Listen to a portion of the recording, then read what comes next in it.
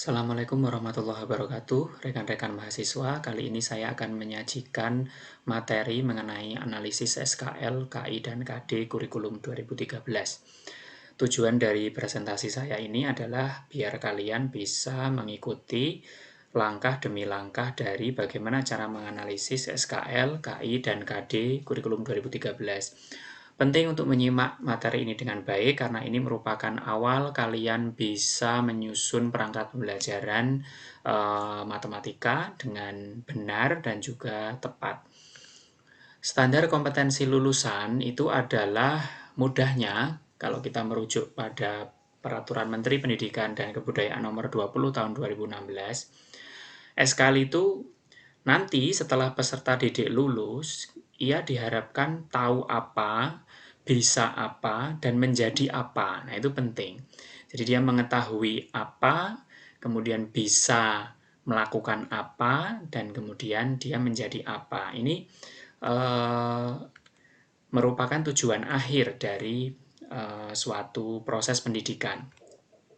Kemudian dalam Permendikbud nomor 20 tahun 2016 itu disebutkan juga bahwa SKL ini mencakup 3 ranah, yaitu ranah afektif, kognitif, dan psikomotor. Untuk ranah afektif, menurut dokumen penjelasan pada kurikulum tersebut, pada Permendikbud tersebut, afektif kita menggunakan Krathwohl taksonomi. Kemudian kalau ranah kognitif menggunakan Bloom's taksonomi, dan untuk ranah psikomotor dokumen tersebut merujuk pada 2 hal, yaitu taksonomi Dave dan juga keterampilan menurut Dier. Sekarang kita bahas satu persatu. Pertama adalah Krathwohl taksonomi dulu. Krathwohl taksonomi dimulai dari yang paling rendah adalah menerima. Jadi kalau peserta didik itu mau mendengarkan atau menyukai sesuatu, maka dia sudah dikatakan menerima suatu afektif tertentu. Kemudian jika dia mau ikut serta, maka dia sudah ke tahap berikutnya, yaitu merespon. Kemudian kalau dia menunjukkan pengertian, kemudian menunjukkan pemahaman terhadap suatu afeksi tertentu, suatu sikap tertentu, maka dia bisa dikatakan mencapai tahapan berikutnya, yaitu menghargai. Kemudian tahap berikutnya adalah mengorganisasi. Mengorganisasi ini apabila peserta didik sudah bisa membandingkan satu sikap dengan sikap yang lain dan bisa membela. Artinya membela itu dia bisa memberikan penjelasan mengapa suatu sikap itu penting untuk dilakukan, maka dia sudah mencapai tahapan mengorganisasi. Kemudian yang terakhir, apabila dia sudah terbiasa menunjukkan sikap itu dalam kehidupan sehari-hari, terutama dalam pembelajaran, maka dia sudah mencapai tahap menginternalisasi. Itu adalah taksonomi menurut Krathwohl. Kemudian untuk ranah kognitif, kita mengenal ada Bloom's taksonomi dan sekarang sudah ada revised Bloom taksonomi. Dimulai dengan C1 yaitu mengingat. Misalnya, walaupun ada banyak, tapi misalnya ini saya contohkan peserta didik kok bisa mengutip atau menyebutkan, maka dia sudah mencapai tahapan C1. Kemudian C2 yaitu memahami. Apabila peserta didik sudah bisa menjelaskan, salah satunya ya, menjelaskan tentang suatu pengetahuan, maka dia sudah mencapai C2. Kemudian C3 itu menerapkan apabila dia sudah bisa misalnya menentukan hasil suatu operasi bilangan. Nah, misalnya begitu, maka dia bisa menerapkan di C3 ini. Atau dia bisa menerapkan suatu rumus. Nah, itu menggunakan rumus, nah itu bisa dikategorikan ke C3. Berikutnya, oh ya, saya perlu menyebutkan bahwa C1, C2, dan C3 itu dikategorikan sebagai kemampuan berpikir tingkat rendah ya. Nah, padahal dalam pembelajaran kita sudah harus mulai menstimulasi peserta didik agar mampu berpikir tingkat tinggi. Nah, menurut taksonomi Bloom, berpikir tingkat tinggi dimulai dari C4 ini ya, menganalisis. Apabila peserta didik sudah bisa menghubungkan, memerinci, mengurai, nah maka dia sudah bisa di tahapan C4 atau menganalisis. Berikutnya C5 atau mengevaluasi. Ini adalah di tahapan mengkritisi. Dan kemudian C6 atau mencipta, apabila dia sudah mampu untuk membuat sesuatu berdasarkan pengetahuannya, maka dia sudah masuk ke tahap C6. Itu adalah revised Bloom's taxonomy, di mana C1, C2, dan C3 itu adalah kemampuan berpikir tingkat rendah, dan C4, C5, C6 adalah kemampuan berpikir tingkat tinggi. Bagaimana dengan kemampuan di ranah psikomotor atau keterampilan? Kita merujuk ke dua hal. Ya, yang pertama adalah keterampilan konkret atau dia merujuk ke Dave's taxonomy. Yang pertama adalah meniru. Apabila peserta didik sudah bisa mengulang gerakan, mengulang suatu prosedur dengan melihat, ya, maka dia sudah bisa dikatakan meniru. Kemudian apabila dia sudah bisa mengikuti instruksi atau berdasarkan ingatan dia melakukan suatu prosedur, maka itu dikatakan peserta didik sudah sampai tahap memanipulasi. Apabila sudah dilakukan dengan akurat dan mandiri, maka peserta didik sudah bisa dikatakan bisa melakukan dengan presisi. Apabila dia mampu mengadaptasi dan kemudian menuju kemahiran, maka dia sudah bisa dikatakan mampu mengartikulasi. Dan terakhir, apabila dia sudah tanpa berpikir, sudah mahir melakukan sesuatu, maka dia sudah dikatakan sampai di tahap menaturalisasi. Nah, itu adalah tahapan-tahapan ranah psikomotor, keterampilan konkret menurut taksonomi Dave. Tetapi dalam pembelajaran tidak hanya keterampilan konkret saja yang kemudian diukur.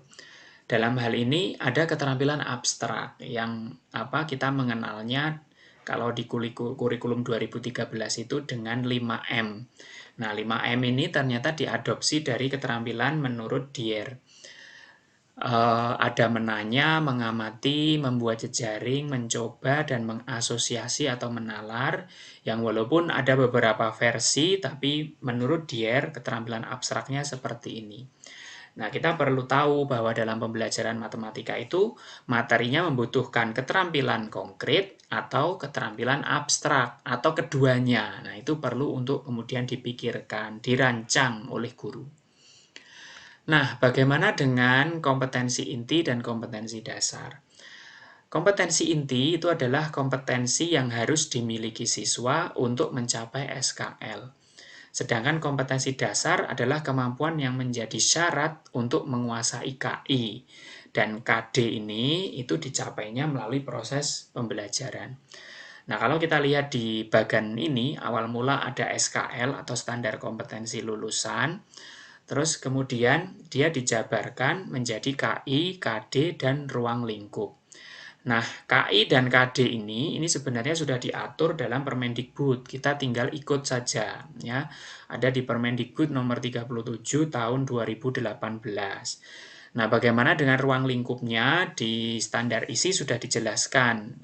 Ruang lingkupnya kita tinggal ambil dan kemudian dicermati. Lalu apa tugas guru? Tugas guru adalah kita mulai mencermati, menjabarkan kompetensi dasar atau KD ini ke dalam materi. Materinya apa saja yang cocok untuk dibelajarkan agar peserta didik itu mencapai KD yang diharapkan. Nah, kalau sudah diidentifikasi materinya, dikembangkan bahan ajarnya, kemudian lanjut ke proses pembelajaran. Bagaimana kemudian peserta didik ini diajari untuk memperoleh serangkaian pengalaman belajar dalam mempelajari materi-materi yang sudah kita rancang. Jika serangkaian proses pembelajaran sudah dilaksanakan, berikutnya adalah dinilai. Nah, dari proses menilai ini muncullah hasil belajar.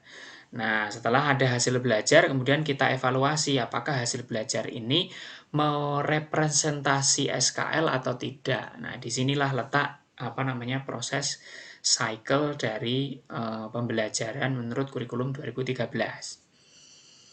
Oke, berikutnya adalah bagaimana cara menganalisis SKL, KI, dan KD. Saya memberikan contoh suatu tabel yang sudah jadi suatu KD yang diambil dari jenjang SMP. Nah, bagaimana cara melakukan analisisnya? Pertama adalah kita perlu menyebutkan atau menulis jenjangnya apa. Jenjang SMP, kemudian kelasnya apa, misalnya di sini kelas 7, dan kemudian kompetensi intinya apa, kita tuliskan. Ingat, kompetensi inti ini kita bisa peroleh di Permendikbud nomor 37 tahun 2018. Kita bisa cari jenjang pendidikannya, mata pelajarannya, dan juga kelasnya. Setelah kita menulis ini, terus kemudian kita masukkan, entrikan KD-nya. Kita tahu bahwa pada dokumen kompetensi dasar, KD itu selalu ditulis berdampingan antara KD di ranah kognitif dan KD di ranah psikomotor. Nah, maka kita bisa entrikan semua. Misalnya di sini saya memberi contoh kelas 7 KD 3.12, menganalisis hubungan antara data dengan cara penyajiannya, tabel, diagram garis, diagram batang, dan diagram lingkaran. Nah, untuk KD pengetahuan ini, berikutnya kita harus cek level kognitifnya.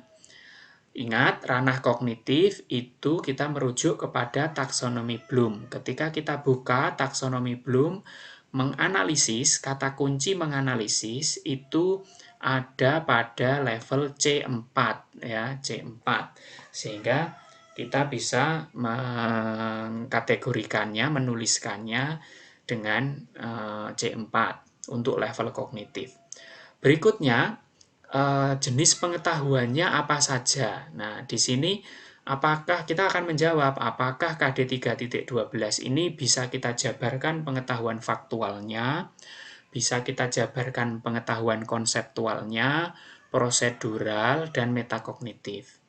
Nah, apa itu pengetahuan faktual, konseptual, prosedural, dan metakognitif? Ringkasnya, pengetahuan faktual itu adalah pengetahuan yang terkait dengan fakta, dengan kenyataan atau realita. Kalau pada pembelajaran matematika, maka pengetahuan faktual ini bisa juga berupa simbol, lambang yang digunakan dalam ekspresi-ekspresi matematika. Itu bisa. Bisa juga dengan mengaitkan materi dengan konteks dalam kehidupan sehari-hari. Nah, itu juga merupakan pengetahuan faktual. Bagaimana dengan pengetahuan konseptual? Pengetahuan konseptual itu sudah mulai ke arah definisi, sudah mulai ke arah aksioma, dan juga ke arah prinsip-prinsip atau teorema-teorema. Nah, itu sudah masuk ke pengetahuan konseptual. Kemudian pengetahuan prosedural itu sudah mencakup ke bagaimana peserta didik melakukan prosedur tertentu.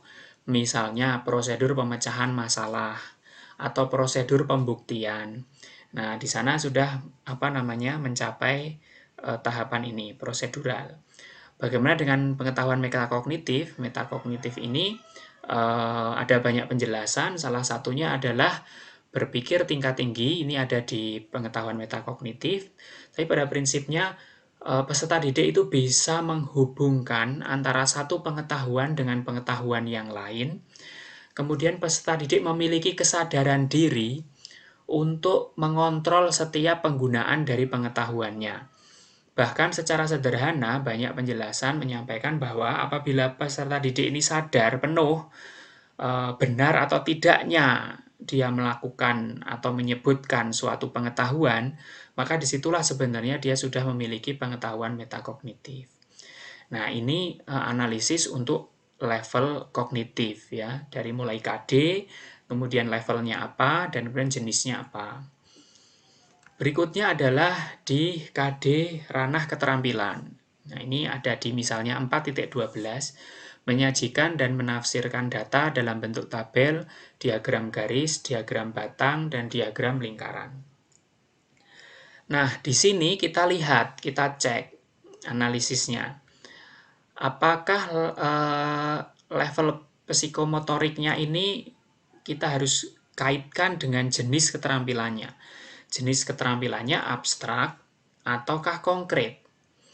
setelah kita memetakan atau menganalisis dari KD ranah keterampilan dan sudah menentukan bahwa jenis keterampilannya adalah keterampilan abstrak, sehingga kita menggunakan taksonomi atau keterampilan abstrak menurut Dier, maka berikutnya kita harus menentukan ruang lingkup materinya. Ruang lingkup materi yang sesuai dengan KD ini jelas adalah penyajian data, adapun detailnya nanti akan banyak dan kita butuh banyak buku referensi. Namun demikian kita sudah tahu bahwa kita akan mengurai mengenai penyajian data. Lalu kita juga bisa merekomendasikan sikap yang bisa dikembangkan, yaitu misalnya teliti, logis, dan analitis. Ini bergantung pada guru.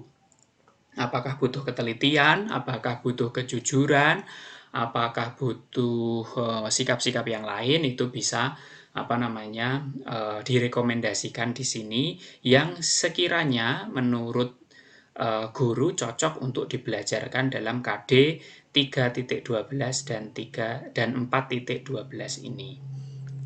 Nah, demikian tadi penjelasan saya tentang analisis SKL, KI, dan KD untuk jenjang SMP kelas 7. Semoga bermanfaat dan kalian semua bisa mempraktikannya. Terima kasih.